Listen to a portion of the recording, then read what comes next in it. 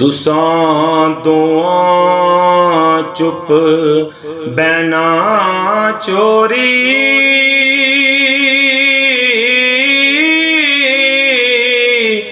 खातर इस गल दी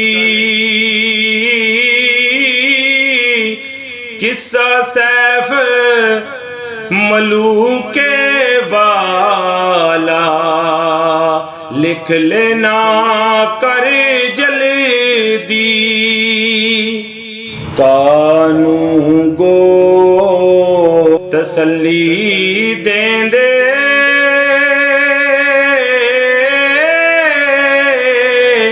कानी पकड़ बहांगे,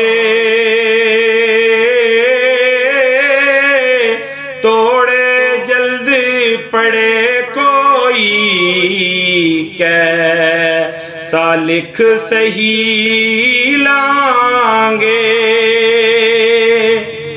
जहाँ रमजान मुबारक आया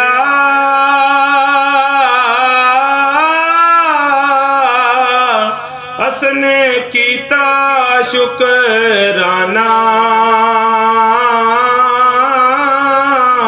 कानू गो कीते मुड़ तकड़े दे कागज समयाना।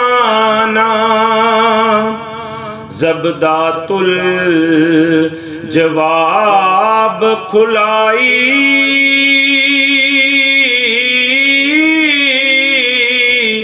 होया हुक्म शाना।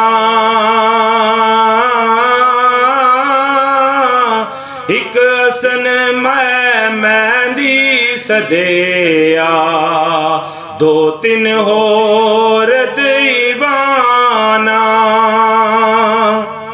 कानू गो हसन ने चोरी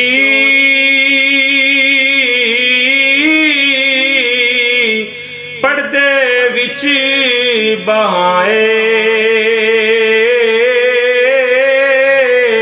आप हजूर शाहाने बैठा वक्त मुबारक आए।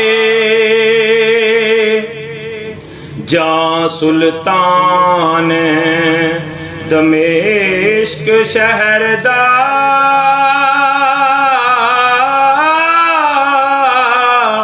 पढ़ने लगाए किसा,